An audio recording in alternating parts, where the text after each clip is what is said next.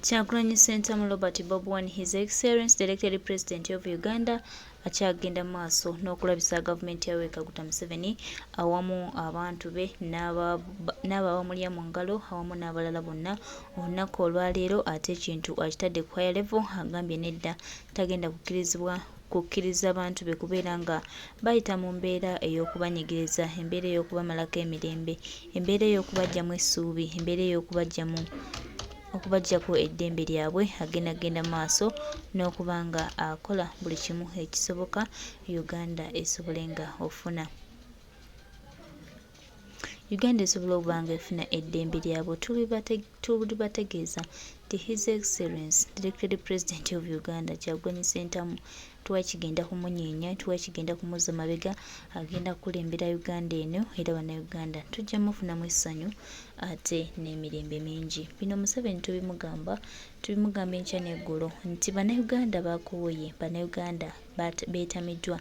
Ye n'ayita mu sipiika wa paalamenti omukyala Anita Amongi ne bagenda mu maaso n'okutta bannayuganda. Ewa ne bagenda kifuuwa nga bakizza munda, anti bannayuganda maaso gabagguse. Bannayuganda bategedde, bamanyi kye baagala. Bannayuganda batambula okulaba nga tuzza ekitiibwa ky'eggwanga lyaffe, era bannayuganda bali lwedde nnyo okununula n'okutereeza eggwanga lyabwe ewatali kutiisibwatiisibwa, ewatali tugamba kintu kyonna. Tubategeeza nti Uganda yaffe yakununulwa. So baganda baffe, mikwano gyaffe, mu kaseera kano nga tulina ebibuuzo bingi, tulina questions nnyingi, ekyokuddamu nga tetukirina, tumanye nti ate waliwo olugendo lw'amaanyi olw'obuwanguzi lwe tugenda okuba nga tutuukako. Museveni bino tubimugamba buli olukya. Museveni yeefudde nampulira zima, akozeseza sipiika Anita Amongi ebyo byonna by'ayagala omukozesa, era nga ono alowooza nti nno bategeera nnyo, buli kimu bakikoze era buli kimu bakimaze. Naye tubategeeza this is Uganda for Ugandans.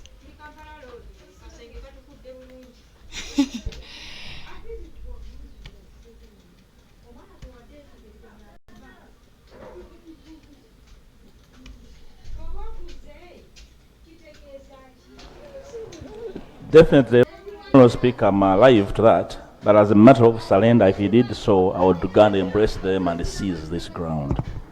I thank you for the patience and everyone enjoying in this, Right Honourable Speaker.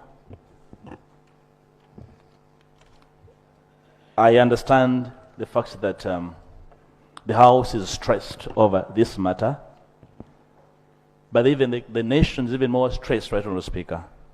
The very reason this House of Parliament should find every reason to end this matter in a manner that the public does expect us to end it, Right Honourable Speaker. Right Honourable Speaker, before I delve into my response to the Minister's statement, I wish to state and remind ourselves of the role and duty of the legislature in situations like these. Right Honourable Speaker, Parliament, through its legislative mandate, molds the legal framework and shields the rights of every citizen, ensuring that the most vulnerable among us are protected and nurtured. Parliament, as the embodiment of the collective will of the people, brings human rights to reality. Right Honourable Speaker and colleagues, we must make it clear to everyone that our walkout and break from plenary activities was triggered by the continued indolence of government to address the most pressing and transgressing issues that affect our people and undermine their worth and dignity. That is something we couldn't withstand in an environment where our people's concerns are not prioritized. We demand answers, accountability, action taken, and redress for the violations, Right Honourable Speaker. The government should take full responsibility for its citizens as espoused in the international and national legal frameworks to which we subscribe, Right Honourable Speaker. Right Honourable Speaker, like the previous statements on the issue, the government has again taken a defensive approach to matters in which it is supposed to take a lead role in investigating and finding redress to the public outcry. It is not right and proper, Right Honourable Speaker, for the government to merely dismiss issues summarily without giving due regard to the overwhelming evidence presented at various fora. Besides the condescending style and language used in the minister's speech, Right Honourable Speaker, we have found his statement to be extremely disparaging, detached, and frosty to the victims and their respective families. It should stand rejected in its inadequate stance, Right Honourable Speaker. With a view to keeping our focus on the substantive issues, I will not respond to the assertions that are apparently intended to divert us, Right Honourable Speaker. On another day, we shall indulge in the figures and rankings of our country on an international scale in as far as human rights are concerned. That's not for today. As for now, let us first discuss the issues of disappearances and arbitrary killings in which the government is not only implicated, but has also failed to conduct and present to the public comprehensive findings. I hope in that regard, the Minister will be proud that the 18 missing persons are isolated incidents, not warranting state intervention. Right Honourable Speaker and colleagues, I'm sure most of us were here at the return of multi-party politics in Uganda. I can certainly state that it was never the decision of the ruling government to reverse the movement system. It was the decision of the people, and this did not come on a silver platter. Most of us are not strangers to these processes. I know for a fact, like most of us do, that this has never dawned on the ruling party that other political parties and actors deserve space or even a right to advance their ideas and philosophies. Right Honourable Speaker, back to the human rights concerns we raised vis-a-vis the Minister's statement. I must state at the earliest that no response was made to the issues we raised. The Minister's statement was purely a political narrative, instead of giving the country a detailed and specific account of missing persons and remedy to their families. I would particularize the issues, Right Honourable Speaker, with their attendant titles. 1. Failure to conduct investigations. Right Honourable Speaker and colleagues, throughout the web of denials in the Minister's response, the most evident and striking attribute painted thereon is that no investigations were conducted at all. We are saddened by government's inaction in the face of these gross violations. Yet time is fast running. The victims continue reeling and harrowing in pain, despair, agony, and anguish. Clearly, if we continue with this lethargic approach, we will not get any answer from this numb and unresponsive government. Right Honourable Speaker, I will demonstrate subsequently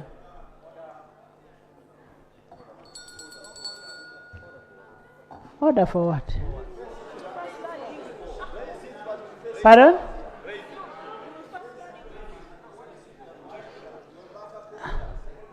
Right, Yeah. Right Honourable Speaker, in your communication you actually made it clear about the conduct of members.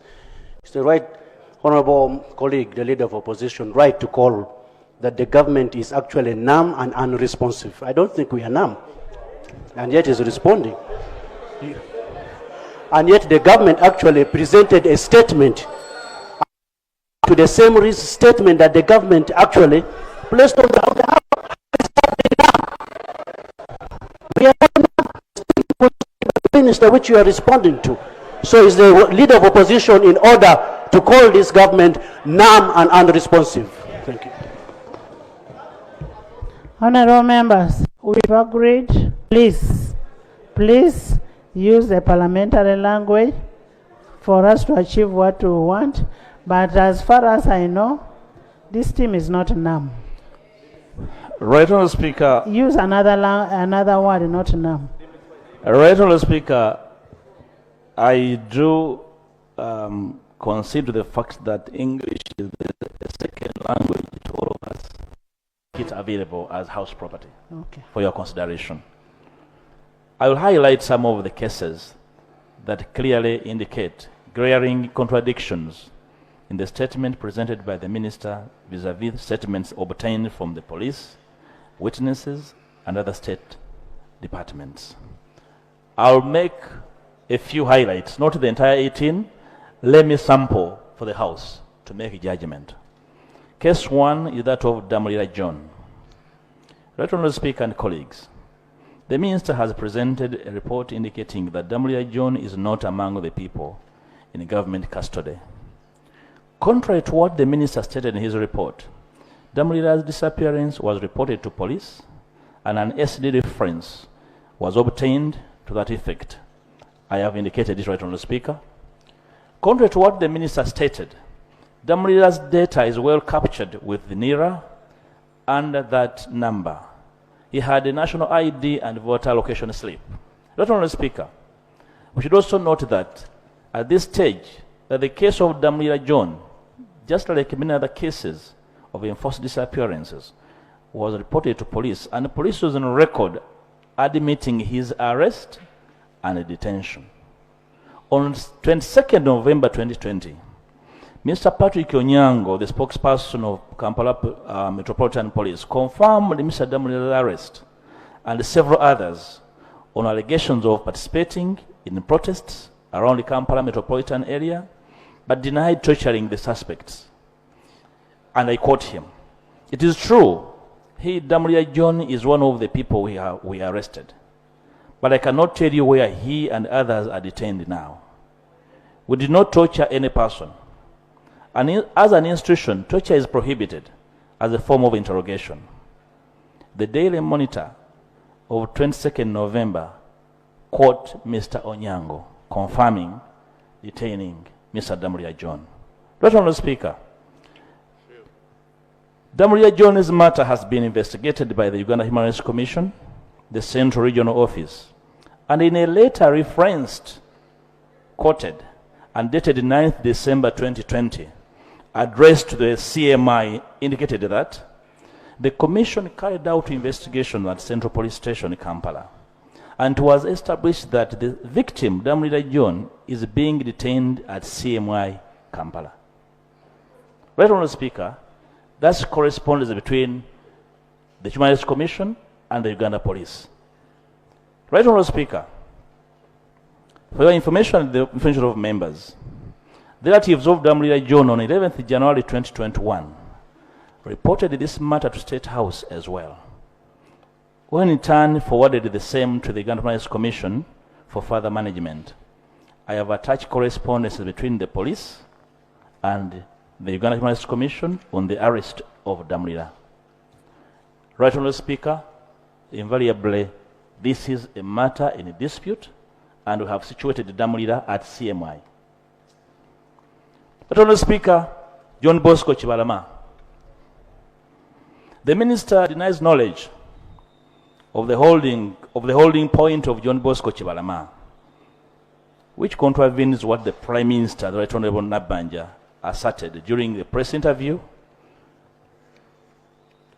in the corridors of Parliament. She had this to say: "But we are fortunate that Kibalama was traced.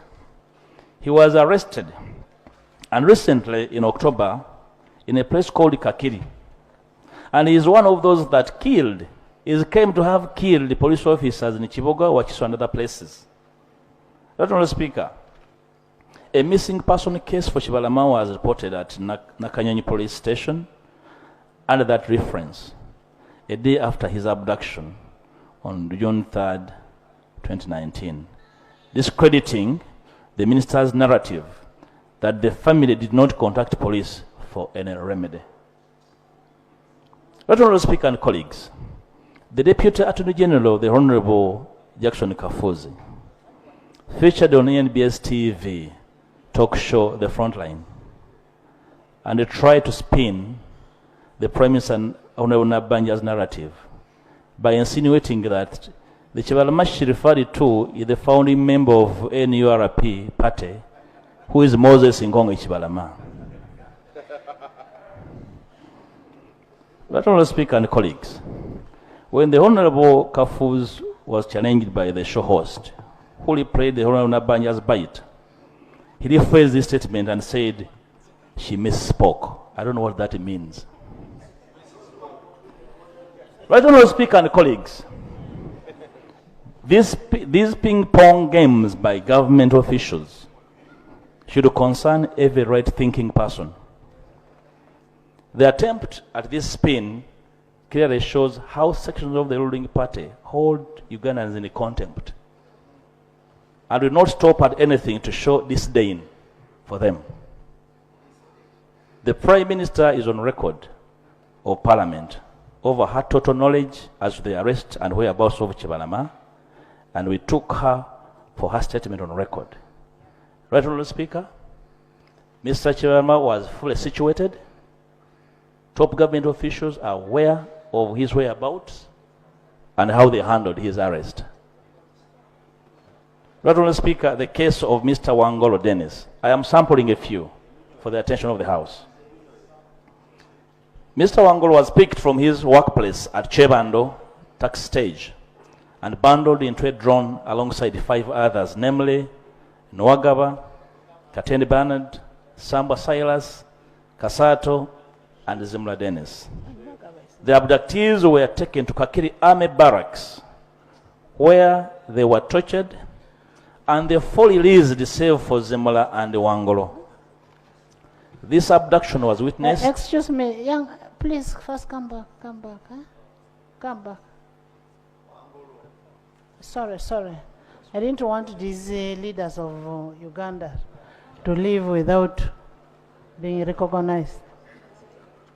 In the public gallery this afternoon, we have pupils and teachers of Albert Cook Memorial School from Kasanda district, represented by Honorable Patrick Samba Oshabe. Please stand up. Your member of parliament, where is the Honorable Oshabe? And is your member of parliament is around, is just very busy. He's always very busy, but he's a good member. And represented by Nabagabe Kalule Flavia.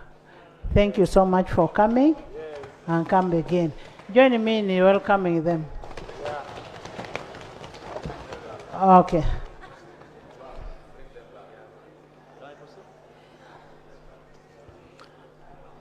Right, Honourable Speaker, allow me to correct the record here in the names I read out.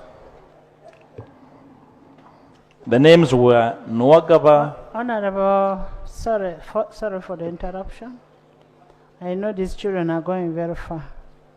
In the public gallery this afternoon, we have teachers and pupils of Aiden Nursery and Primary School from Nachifuma County, Mukono.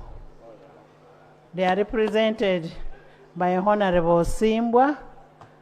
Where is Honorable Simbwa? And Honorable Anifa Nabukera. Honorable Nabukera, you're welcome. And thank you so much. Thank you for coming. Come again. And you have very good members.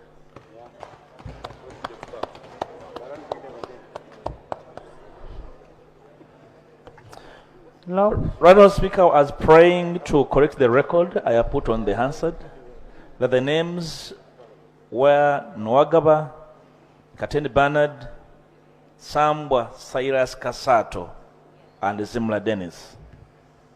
Sambwa Silas Kasato is one person, right, Honourable Speaker. Okay. The abductees were taken to Kakiri Army Barracks, where they were tortured, and they fully released the save for Zimla and Wangolo.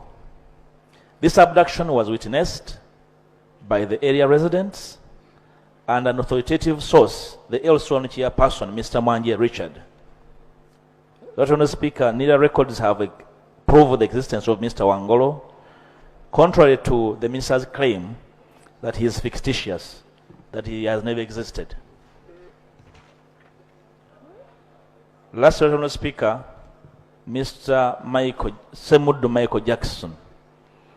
The kidnap case of Mr. Semuddu was reported by his relative, Mr. Kafero Michael, at Old Kampala Police Station under that reference on 26th of November 2020. His credentials at NIRA show that he was registered under that number. Right Honourable Speaker, I sampled this to tell you, to settle the matter that the victims of disappearance were fictitious, and the prayer you shall make to this House subsequently will be to eventually have occasion to situate and locate the others and confirm their existence, including the video clips I'll submit for the attention of the House. Right Honourable Speaker, excuse me, officials of government claiming responsibility for missing persons. Right Honourable Speaker, I also bring to your attention and that of the House that some government leaders, including cabinet ministers, such as the Honourable Judith Nabakoba, are on record claiming responsibility for some of the missing persons. During a church service at St. Andrew's Cathedral, Namukozi in Mityana, in the presence of the Archbishop of the Church of Uganda, the Honourable Nabakoba said she was aware of some opposition supporters who were abducted during elections. And when the families of these people approached her at her home in Kalangalo, she was able to secure their freedom, the freedom of the victims, from Kireka SIU. She comes as a very useful witness in establishing the security layers involved in committing these heinous crimes. Right Honourable Speaker. And I will submit her video and voice record on that matter. Right Honourable Speaker. Right Honourable Speaker, in Nansana, one Yusuf Mugaga, an NRM leader, is implicated by the community in several abduction cases. He offered to secure the release of Mustafa Luemba's freedom in exchange for a fee from his relatives. He went on to produce Luemba's national ID to demonstrate that he knew where he was being held. Mr. Yusuf Mugaga has accomplices at room 18 at CPS Kampala building, where they coordinated the ransom and abduction conspiracies. The other officials implicated in the conspiracies are Champs Sub-County Giso, Mr. Swipe, Mr. Kafuma Twaha, chairperson of Kabembe, the former minister Ronald Chibule, and former RDC Fred Bamwine, among others. Right Honourable Speaker. Right Honourable Speaker, the House should use this information to interrogate the activities of these individuals and come to a conclusion as to their role, whether they were being helpful or conspirators. Right Honourable Speaker. Right Honourable Speaker, on claims that security forces use reasonable force during operations, on countless occasions, security forces have been captured on camera, torturing and beating up subdued non-combatants.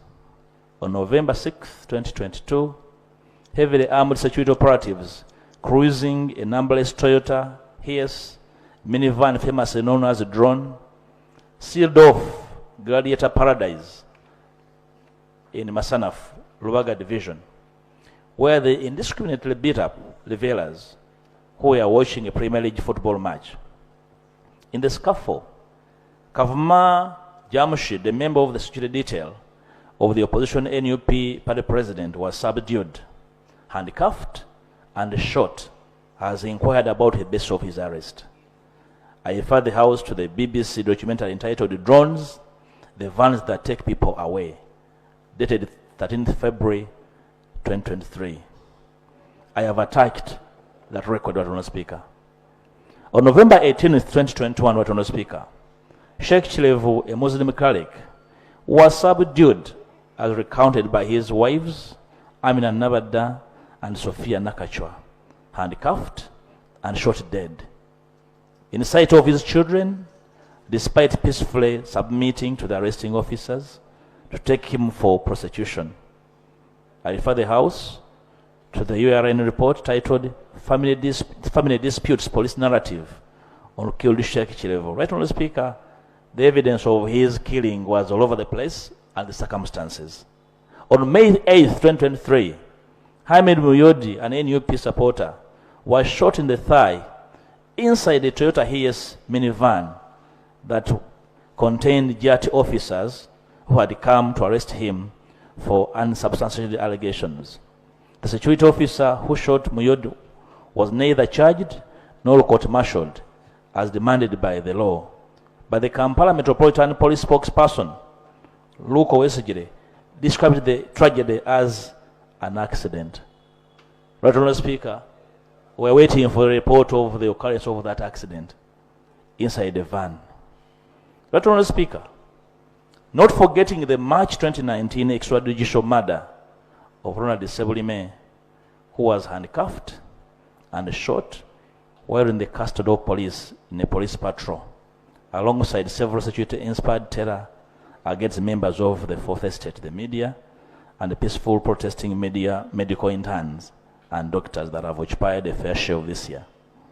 The excess brutality meted out on minors found at the Kawempe residence of Sheikh Yunus Kamoga is still fresh in our minds, Right Honourable Speaker.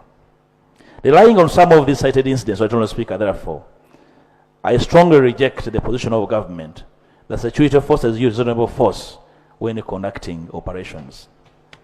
I therefore insist that our report highlighting the security excesses was factual and premised on precedents, accounts of witnesses, and other credible sources who preferred anonymity for fear of reprisal, Right Honourable Speaker. Right Honourable Speaker and colleagues, on the issue of compensation talked about or mentioned in the report, it is on record that General Museveni pledged to compensate the bereaved families of some of the victims of the November 2020 riots, especially those he had categorized as non-rioters. 3 years later, nothing in that regard has been effected. He listed the 3 names of the then missing 177 persons and directed his intelligence to publish the full list, a directive that has since been defied and downplayed. The report on November 2020 killings remains concealed from the public, to whom government should be accountable. Right Honourable Speaker, I have attached the record of the 2021 18 November Human Rights Watch report entitled 1 Year Later, No Justice for Victims of Uganda's Lethal Crackdown. I've also attached a video evidence of the Commander-in-Chief directing the publication of that list, which has never appeared up to now. Right Honourable Speaker, at a November 2022 UN Geneva Convention, the Attorney General of Uganda, the Honourable Kiwa Chwanuka, a man I hold in very high regard, lied before the delegates that they had compensated some victims of the protests, and they went on to cite Honourable Zake Francis and exiled NUP journalist Ashraf Kasirye as beneficiaries of the compensation scheme. On the contrary, the duo have publicly denied ever getting any penny from the government as compensation for the bodily harm they suffered at the hands of security. Honourable Speaker, I want to confirm on record that I was the attorney for Kasirye, and therefore his matter has never been compensated. His matter was handled by Justice Sekana, and the state has been playing games since, so it's never been conclusive, and so therefore no compensation. Honourable Speaker and colleagues, it is only through relentless efforts that some families of the deceased 15-year-old Amos Segawa have been awarded some meager compensation. Ms. Nakito, the mother, was awarded by Justice Musa Sekana 50 million shillings, which she complained to be too small for the life of her son, whose right to life was denied by the two-day November 2020 shooting spree. So I further have attacked the ruling in Ms. Jan's cause number 011122 of 2021, Hajara Nakito versus the Attorney General. It's full attached, Right Honourable Speaker. Therefore, Right Honourable Speaker, the claims that the government has compensated the victims of the November 2020 protests are delusional and a naked lie that even the families of the victims can attest to. Therefore, it should not be kept on the record of Parliament, Right Honourable Speaker. Those who will come after us will never understand how we had that on record. Right Honourable Speaker, detecting registration number plates of vehicles with security missions. Right Honourable Speaker and colleagues, I find totally impractical that the government, as by its statement, expects people to take records of registration number plates in tense circumstances when masked men, gunmen in drones have their fingers read on the trigger. In July this year, security personnel of the Chief Military Intelligence traveling in a drone shot dead a 34-year-old Jacqueline Narwanga, a resident of Nakabogo village in Wakiso district. The deceased was on her way to her garden when she found herself entangled in a security operation and was killed just because she was about to witness an abduction operation.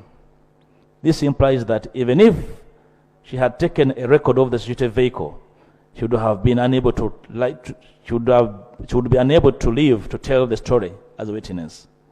I refer the House to the July 25th, 2023 Daily Monitor report, which I have attached, entitled "Army Stray Bullets Kill Woman Going to Her Garden." Besides, security is fond of switching registration number plates upon accomplishing their missions. Right Honourable Speaker, this was evident in the tenure of Major General Muzei Sabiti as the Deputy Inspector General of Government, or Inspector General of Police, when his vehicle number plate was switched to a Toyota Hiace drone for an operation. This is the Deputy IGP switching number plates. Right Honourable Speaker. The police spokesperson Fred Enanga came out in defense of the saga and stated that it is their tendency as security to switch number plates depending on the magnitude of the operation they intend to conduct. I also reflect on the various by-elections like Omoro, Soroti, Bukedi, among others, where security forces concealed their vehicle number plates with cow dung to evade detection. Were you in a Bukedia to say that? Remove Bukedia from your list. Right Honourable Speaker, the House receives a record for their processing, and the House will take occasion to consider.